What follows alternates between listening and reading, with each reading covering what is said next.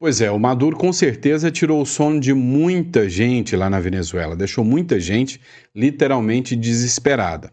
Parece que agora o jogo virou. Quem não deve ter dormido bem essa noite foi o próprio Maduro, né, que está aí a ponto de decretar estado de exceção, porque acabou de sair uma matéria do The New York Times e nessa matéria, meu amigo, nessa matéria o Trump falou que já está tudo pronto para derrubar o Maduro, inclusive a oposição e o governo do Donald Trump já têm o projeto e o plano para 100 primeiras horas após a queda do Maduro. Outra pessoa que se ferrou em tá muito maduro é o Gustavo Petro, né, presidente da Colômbia, que se lascou. Né, tomou um revés agora, não foi nem dos Estados Unidos, do Donald Trump, foi lá da Itália, da Meloni. Vamos falar sobre isso porque tem muita coisa para a gente debater e discutir juntos aqui. Já estamos na tela do nosso aplicativo. Não esqueça de se inscrever, curtir e compartilhar, que isso ajuda e ajuda bastante, tá, pessoal? Vamos lá, bora para cima, vamos entender o que está acontecendo com relação ao Maduro. Só um recado rápido, meu amigo. Olha só, o Brasil não tá para brincadeira. As projeções ainda são assustadoras. Então, você precisa, né, ter um plano B em relação ao Brasil. Entre em contato com esse telefone ou clica aqui na descrição abaixo e a gente está com nossa equipe toda preparada para te ajudar a tirar uma residência no Uruguai. País bom, país com qualidade, com segurança jurídica. Então, clica na descrição aqui que a gente está aqui para poder te ajudar. Fechado? Vem comigo. Vamos entender o que está acontecendo. O governo dos Estados Unidos decidiu derrubar o regime de Maduro e já planeja as 100 primeiras horas após queda, diz The New York Times. Né? Essa publicação aqui é do Ferrigno aqui, e olha só a publicação do The New York Times aqui, ó, que a oposição ao ditador Nicolás Maduro já está preparada, já está pronta para tomar o poder e implementar 100 primeiras horas aí de novo governo. Gente, segundo o relatório do The New York Times, tá? Não é qualquer relatóriozinho, não é relatório do bloguinho, do Sandro ou do Zezinho, né? É o The New York Times que escreveu. Os principais assessores do presidente Trump já estão tratando com o presidente eleito da Venezuela, que é o Edmundo Gonçalves Urrutia, né? Ou Urrutia, como algumas pessoas falam aí, o desenvolvimento das primeiras 100 horas após a queda do ditador Nicolás Maduro. Ou seja, a batata está assando, agora está chegando a hora do Maduro. O planejamento, segundo o jornal, está sendo liderado por Marco Rubio, secretário de Estado e conselheiro de Segurança Nacional. Rubio argumenta que Maduro é um líder ilegítimo que supervisiona a exportação de drogas para os Estados Unidos, que ele diz representar uma ameaça iminente. O diretor da agência, John Ratcliffe, e Stephen Maio, disse que é o principal conselheiro de política doméstica de Trump, apoia a abordagem de Rubio e estão colaborando para derrubar o Maduro, acrescentam as autoridades. Os militares dos Estados Unidos têm planejado possíveis operações militares contra cartéis de drogas na própria Venezuela, né? Ou seja, lá dentro, né? Na próxima fase, embora a Casa Branca ainda não aprovou e não confirmou, mas a previsão é de que serão feitos, né? Serão feitas incursões já dentro da Venezuela. Até agora, estão no Mar do Caribe, mas ninguém adentrou na Venezuela. Mas aí o que se tem agora é que parece que vão ligar o dane-se, né? E vão direto para cima. Outra matéria aqui para vocês aqui, ó, de São Paulo News, a oposição venezuelana discute o plano com os Estados Unidos para derrubar o Maduro. Segundo The New York Times, a oposição venezuelana se reuniu com a autoridade dos Estados Unidos com o apoio de Marco Rubio, do diretor da CIA, John Ratcliffe, e de Stephen Maio, para derrubar o Nicolás Maduro. Parece que agora a coisa ficou mais séria, tá, pessoal? Parece que agora, né, já há um consenso na Casa Branca, principalmente, né, em relação ao próprio Donald Trump, que vai, né, assumir aí um discurso mais rígido, um discurso mais sólido contra o Maduro. A pressão dos assessores próximos do presidente norte-americano Donald Trump para remover o ditador Nicolás Maduro da liderança da Venezuela se intensificou nos últimos dias. segundo informou o próprio The New York Times, né? Então o The New York Times falou que agora o Trump vai chegar, né? Já chegar com os 2 pés na porta contra o ditador venezuelano Nicolás Maduro. A iniciativa é conduzida por Marco Rubio, secretário de Estado dos Estados Unidos e conselheiro de Segurança Nacional do Donald Trump, tá, pessoal? E aí vem o Jornal Sul também, né? Só que o que aconteceu? O Maduro já está sentindo a pressão em cima dele. E aí o Maduro agora está querendo, né, dar resposta. Maduro ganha poderes especiais para reagir a possível ataque dos Estados Unidos, matéria do Sul aqui.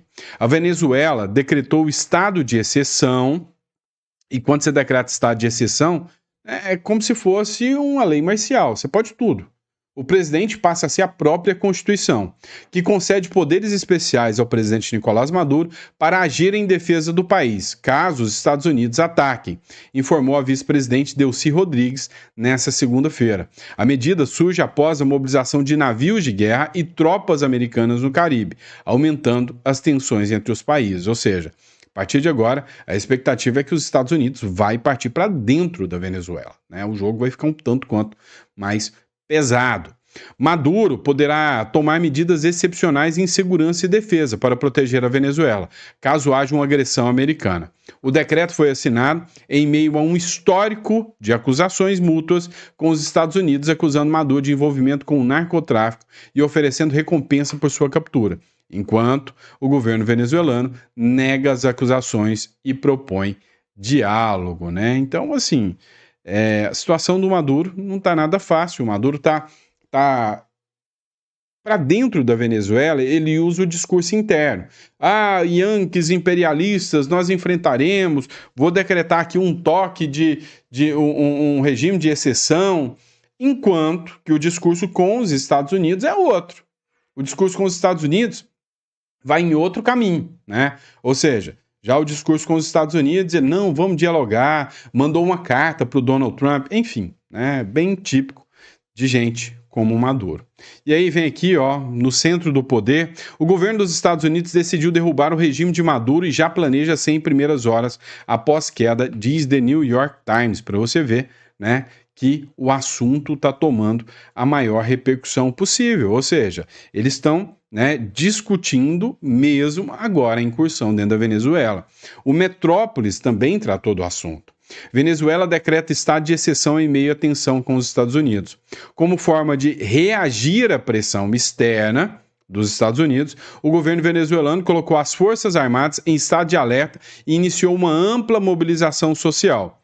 Foram convocados exercícios militares, treinamentos básicos com armas de fogo, além de simulações de combate.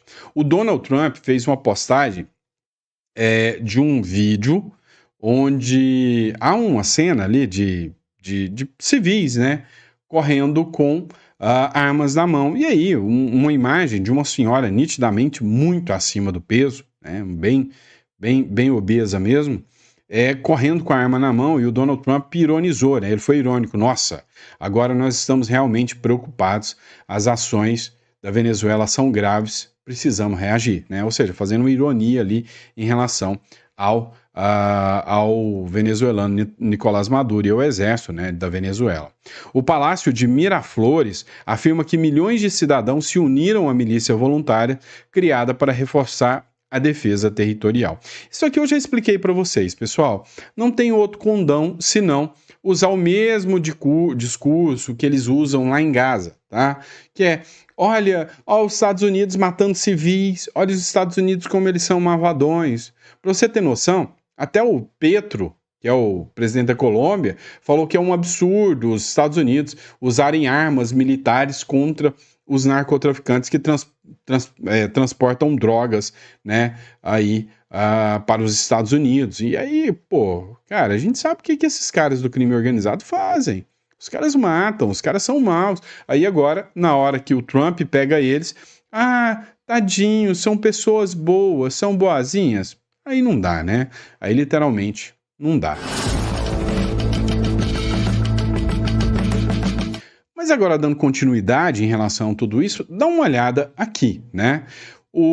pediram à Itália que tirem a nacionalidade do Petro por comportamentos recentes nos Estados Unidos. O Petro, que é o presidente da Colômbia, né?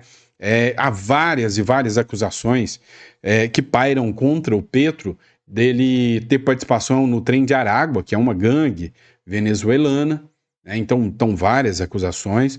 Ele esteve nos Estados Unidos. E lá nos Estados Unidos, na Assembleia da ONU, ele pegou um microfone, um alto-falante, né? Aquele headphone lá, aquele negócio que o povo põe na boca assim, me fugiu o nome agora. Não dormi direito essa noite. Então, eles pegou um megafone, pegou um megafone daqui e falou para o exército dos Estados Unidos se rebelar contra o Donald Trump e derrubar o Trump, dentro de Nova York.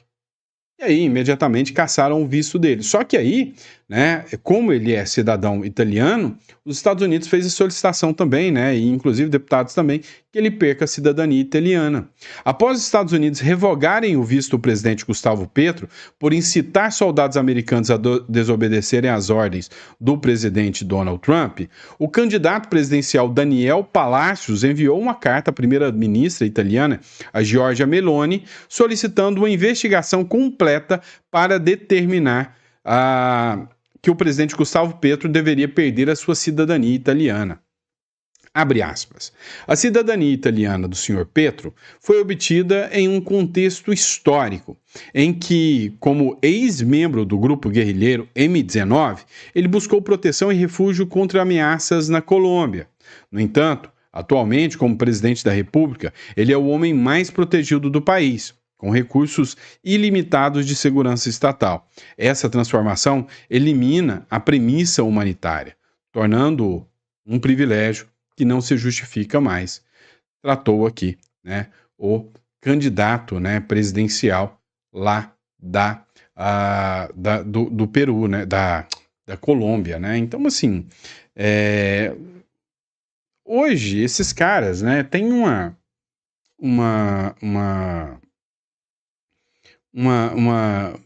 visão deturpada demais do negócio, né? Fica indo para outro país, instigando, né? Eu acho isso um absurdo. E aí, né, tem alianças, né? Pode ser, sim, que a Itália retire aí do Gustavo Petro a sua cidadania. Vamos lá, pessoal. Ó, o blog da Thalita Moema fez uma publicação, onde nessa publicação ela colocou o seguinte: a posse do ministro Edson Fachin na presidência do STF mostra que Lula realmente venceu. Ou seja, o sistema venceu. A posse do ministro Edson Fachin, que é o ministro que assumiu agora a presidência da Suprema Corte.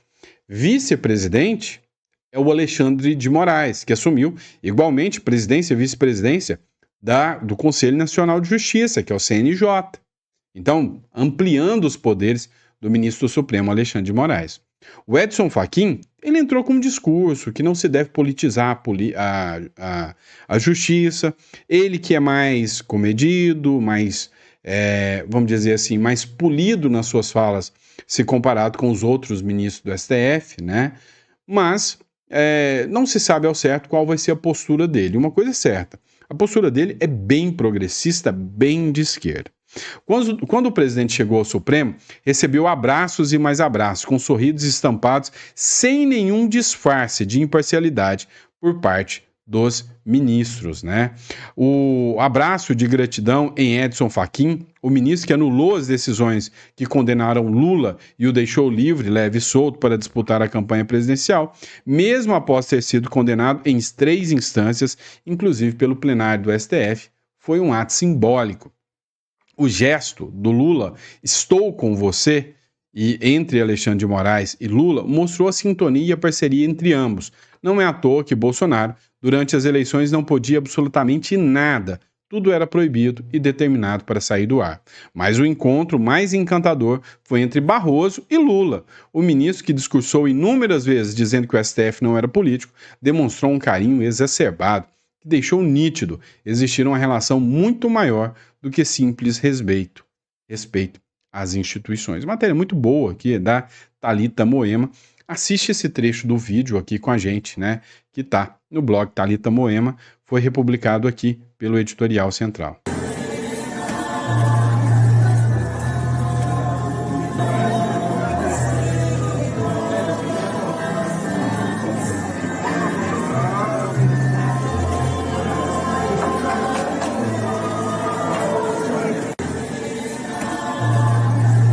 Pois é, né? Você vê aí os abraços, né, que foram dados aí, né? Uns abraços fraternos, fraternais, né? Os abraços que alcançam a turma do grande sistema aí, né? Se é que a gente pode falar assim, né? Então, assim, tenso, absurdamente tenso, né? O que está acontecendo, né? Muito tenso mesmo, tá certo? Vamos lá, pessoal. Outro ponto que merece análise é a questão de mais um aumento de impostos que está chegando no nosso colo aí. A gente vai falar disso no próximo bloco. Bora lá. Olha só isso aqui. Comissão do Senado aprova taxação de 10% sobre lucros para empresários. Meu irmão, portal Curiúva que fez essa publicação. A Comissão de Assuntos Econômicos aprovou o projeto de lei que amplia a isenção do imposto de renda para quem recebe até R$ 5.000 e cria mecanismos de tributação progressiva para quem tem rendas mais altas, né? E aí, quando você observa isso aqui, você pode analisar assim e falar, mas Sandro, isso é uma medida boa, né? Não. Afinal, isso aí, nós estamos falando de tirar impostos de pessoas mais pobres e aumentar para pessoas mais ricas. Isso é uma maravilha, não é não? Vamos lá. O projeto segue para a Câmara e inclui o programa de regularização das dívidas para pessoas de baixa renda, beneficiando especialmente quem ganha até R$ 7.350 mensais. Eu acho que não é bom. Por que eu acho que não é bom? Todo mundo que gera emprego, né, tem funcionários, gera emprego, e que obteve aí uma renda de mais de R$ 50.000, vai sair do Brasil. Vai tirar todos os recursos do Brasil, vai sair emprego do Brasil, né? Então, assim, entre você produzir aqui dentro do Brasil, com uma carga tributária altíssima, com uma carga trabalhista altíssima, você sair do Brasil para produzir fora e mandar para cá, às vezes é mais interessante, né? Então, assim, eu sei que muita gente vai sair, eu estou sendo procurado por muita gente com renda muito acima. Eu tenho clientes que têm renda mensal aí de R$ 1,5 milhão. Esses caras falaram, eu não quero mais nada, todo mundo dando saída fiscal do Brasil. Para lucros mensais superiores a 50 mil de pessoas físicas, será aplicada uma retenção na fonte de 10% sobre o valor que ultrapassa esse limite. Se você está me assistindo, se você tem uma renda acima de 50 mil, você vai pagar 10% a mais. Você já é tributado na sua empresa. E por que eu falo que isso é injusto? Quando você monta uma empresa, você trabalha e você já paga o imposto da empresa. A empresa, ela precisa de incentivos, ela precisa produzir, ela precisa gerar emprego, ela tem uma função social e você já paga imposto em cima dela. Depois que você paga imposto em cima dela, você vai mandar para sua pessoa física. E aí você vai pagar agora, né? Em cima disso. E esse é o primeiro passo. Não, agora a gente vai pegar só os mais ricos, que ganham mais de R$ 50.000. Amanhã a gente pega todo mundo e taca 10% aí em cima de todo mundo. Para mim é o que vai acontecer, tá? Para mim é o que vai acontecer. Além disso, os rendimentos anuais acima de 1.200.000, você recebe mais de 1.200.000 anual, estarão sujeitos ao novo imposto sobre a renda das pessoas físicas, né? Com a alíquota máxima de 10%. O IRPFM funciona como um ajuste anual considerando o imposto já retido mensalmente. Para rendas entre 600 mil e 1.200.000, a tributação será escalonada. Então, é para quem ganha mais de 600 mil, né? Ou seja, 50 mil por mês. A tributação será escalonada, aumentando de forma proporcional até atingir o teto anual, né? Então, assim, não é à toa que está todo mundo que eu conheço, né, que tem uma renda, uma justificativa plausível para a renda, tá, dando linha aqui do Brasil. Tá dando linha aqui do Brasil. Fala em dando linha aqui do Brasil, vamos entrar nessa matéria aqui sem introdução. Olha só, quem está dando linha do Brasil também são os chineses.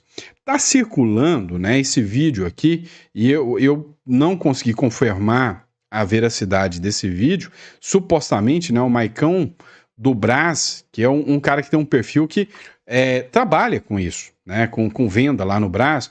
Ele postou um vídeo falando o seguinte, ó, os chineses esvaziam prédios na 25 de março, meu irmão. Os chineses estão, ó, dando linha, olha só.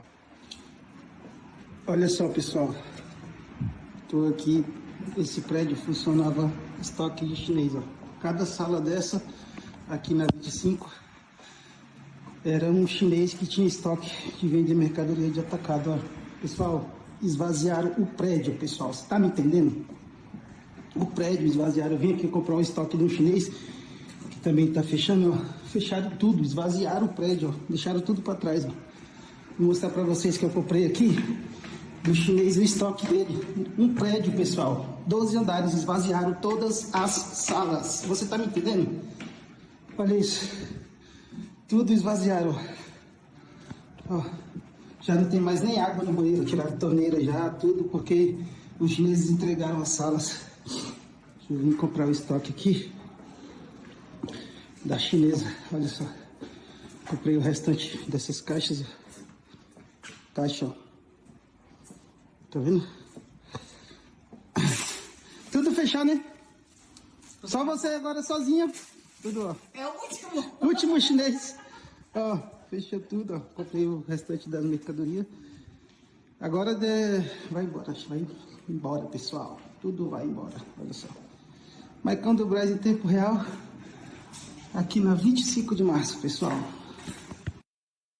Pois é, pessoal. Saiu ontem uma matéria, e eu vou até ver se eu acho aqui, onde falava o seguinte, olha, o Lula vai ter que se organizar, se reestruturar para poder encarar a crise, né, chinesa. Ou seja, a China está entrando em colapso hoje em dia e o Lula vai ter que se adaptar a isso aí, porque o Lula tem aposta, né, total na economia chinesa, né? Então, assim, não é de hoje que tem essa aposta, essa parceria do Lula com os chineses aí, né?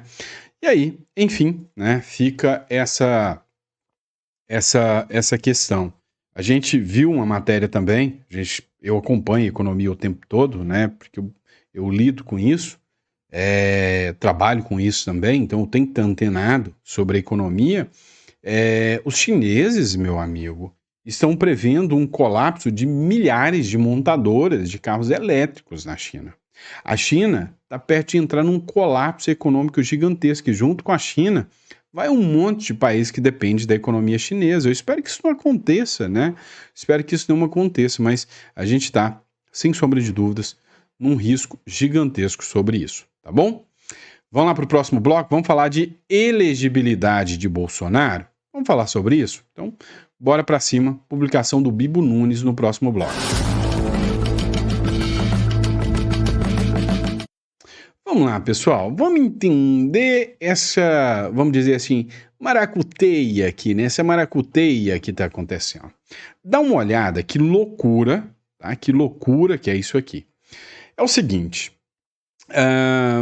estão questionando se o Bolsonaro pode ou não ser candidato em 2026. E aí existe uma aposta, e essa aposta é que o Bolsonaro poderia se beneficiar do Cássio Nunes como presidente do TSE. Vamos analisar isso aqui, e aí eu quero a sua opinião nessa matéria. Ó, a publicação é do Bibo Nunes, deputado federal, né, aliado do Bolsonaro. Vamos lá, acompanha aqui comigo. No encontro de segunda-feira que Sóstenes teve com o Jair Bolsonaro, ele sai dizendo que se poderia tirar daquele projeto da anistia o fim da inelegibilidade de Jair Bolsonaro. Por que isso? Segundo ele, porque a inelegibilidade seria discutida em outro momento, que Bolsonaro quer esperar Cássio Nunes, indicado por ele ao Supremo Tribunal Federal, esperar Cássio Nunes assumir a presidência do TSE, isso vai ser só no ano que vem, para então discutir inelegibilidade. E dessa forma, ao retirar da anistia, poderia ficar mais fácil Bolsonaro também ser incluído num projeto de anistia. Não é o que está acontecendo, viu? A anistia travou no Congresso e, no máximo, eles conseguem reduzir penas. Mas achei muito escandaloso uma fala vindo deste grupo de que querem rediscutir inelegibilidade. Vamos lá. Esse vídeo não é de agora, tá? Mas foi publicado ontem pelo Bíblia Nunes, tá? O que acontece? A aposta é que o Bolsonaro vai conseguir reverter a inelegibilidade com o Cássio Nunes. O Cássio Nunes entra como presidente do Tribunal Superior Eleitoral em 2026. Existe uma ação, né, que é a ação rescisória, é a ação de revisão criminal, a ação de revisão de inelegibilidade, que o Bolsonaro poderia entrar solicitando, né, uma rescisória, solicitando uma liminar para o Cássio Nunes, autorizando o Bolsonaro a concorrer às eleições. É o que a gente chama de subjúdice, tá? Ou seja, sobre uma decisão liminar, o Bolsonaro poderia concorrer às eleições. Aí que mora o perigo, aí que o negócio é interessante. Por quê? Porque o Cássio Nunes teria que dar essa liminar. Dando essa liminar, ele coloca para o plenário votar quando ele bem entender, tá? E aí, uma vez que a decisão dele foi dada, ela não pode ser revista, né? E a competência eleitoral é do TSE, não é nem do STF, tá? Então, o STF não pode rever a decisão do TSE. Olha que coisa interessante. E aí, o Bolsonaro poderia concorrer à eleição, lançar sua candidatura, que é o projeto inicial do Bolsonaro, e aí concorrer à eleição e obter vitória. Obtendo vitória só depois que o Bolsonaro foi eleito, empossado, nomeou seus comandantes, aí sim o Cássio Nunes liberaria, né, o voto do recurso, que é óbvio que eles iam entrar com recurso, para julgar, para ver se o TSE ia ter coragem de tirar o presidente eleito, que seria o Bolsonaro. E aí eles poderiam falar o quê? Usar o discurso do golpe contra o Bolsonaro, tirar o presidente legitimamente eleito. Mas acreditar nisso é acreditar, tá, que o Cássio Nunes é tão fiel assim ao Bolsonaro. E aí a pergunta que eu deixo para você é: o Cássio Nunes é tão fiel assim ao Bolsonaro? Responde para mim que eu quero saber. Qual que é a sua visão sobre isso? Coloca no comentário.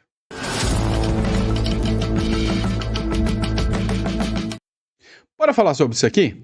Interessante isso aqui, hein? O STF pede cooperação da Justiça dos Estados Unidos para notificar o Paulo Figueiredo. Olha isso aqui, pessoal, né? Notificação dos Estados Unidos para o Paulo Figueiredo.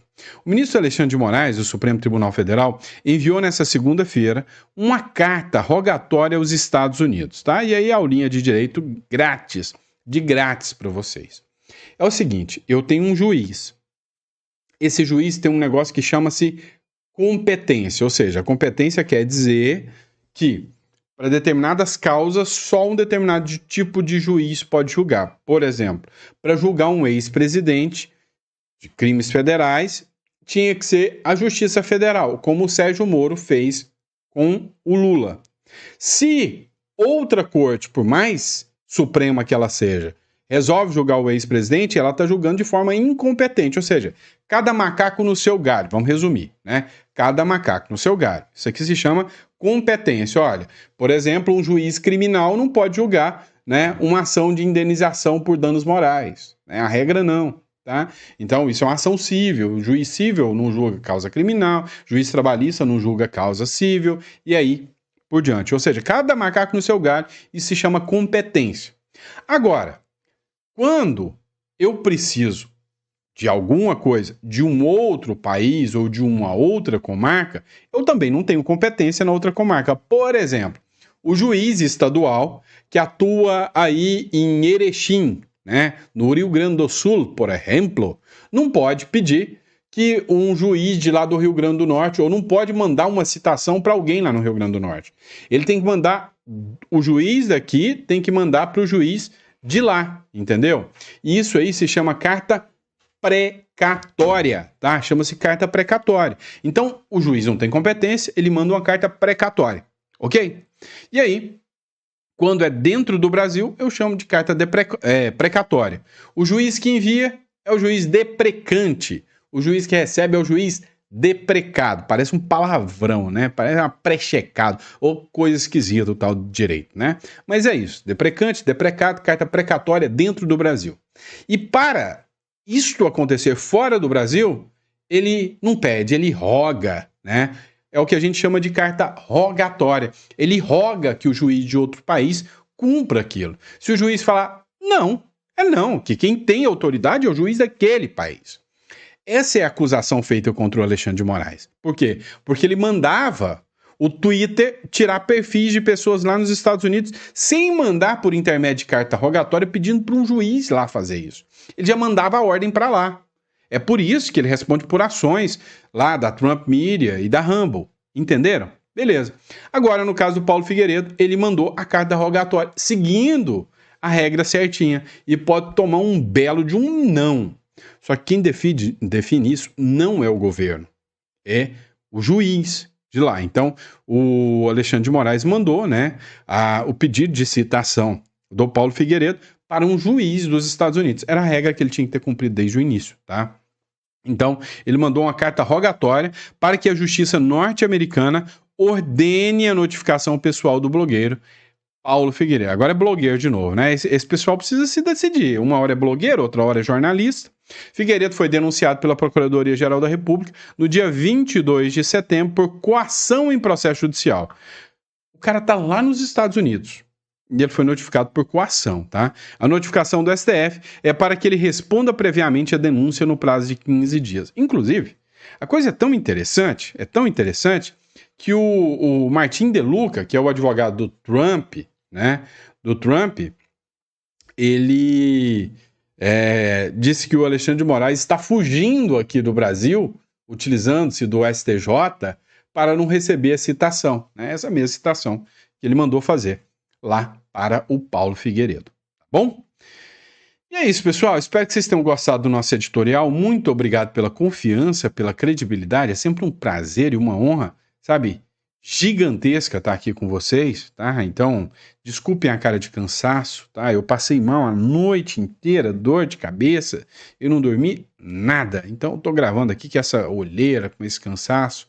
Realmente não consegui dormir, mas eu disse que eu vou tentar ao máximo cumprir aqui meu compromisso com vocês, de trazer os conteúdos na hora, no jeito certo, e eis-me aqui agora, trazendo esse conteúdo para vocês, tá bom? Muito obrigado, fiquem com Deus. Só um recado rápido, pessoal. Não deixa de entrar em contato, aqui na descrição ou aqui, tá? Você que ainda tá dando bobeira no Brasil, tenha um plano B. Cara, você não sabe se de hoje para amanhã você pode ser um alvo aqui no Brasil. Você não sabe se o seu patrimônio, se os seus bens podem ser um alvo aqui no Brasil. Para pensar. Você resolve ficar indignado com o governo atual. E aí você resolve fazer uma manifestação. Ah, beleza, vai ter uma manifestação lá na praça da minha cidade. Chega lá, acontece de algum baderneiro da esquerda entrar no meio e acontece alguma tragédia lá. Você vai responder por homicídio, porque agora é a turba, segundo o STF. Isso é bom pra você. Às vezes você tava passando, às vezes você tava vendendo algodão doce lá. É o que aconteceu com os presos do 8 de janeiro. Imagina, se essas pessoas tivessem uma outra residência, a carta rogatória teria que ir pro juiz de lá. O juiz de lá ia ter que aceitar isso, né? Olha o que aconteceu com Oswaldo Eustáquio. Ele conseguiu, né? Se safar ali da extradição. Então, assim, cara, você tem que ter uma residência, tá? Você vai no Uruguai, é o mais barato, tá? Que tem hoje, é o mais rápido. Você fica lá 3 dias num passeio, consegue tirar sua residência pelo Tratado do Mercosul, é tudo legal, é tudo dentro da lei pelo Tratado do Mercosul. E se algum dia estourou uma guerra no Brasil, você pega seu filho, você pega a sua família, põe dentro do carro e a fronteira seca e vai viver num país que eu vou te falar que te dá mais condições até do que aqui a República das Bananas. Beleza? Fechado? E é isso. Espero que vocês tenham gostado do editorial. É sempre um prazer e uma honra enorme estar aqui com vocês, tá bom? Grande abraço.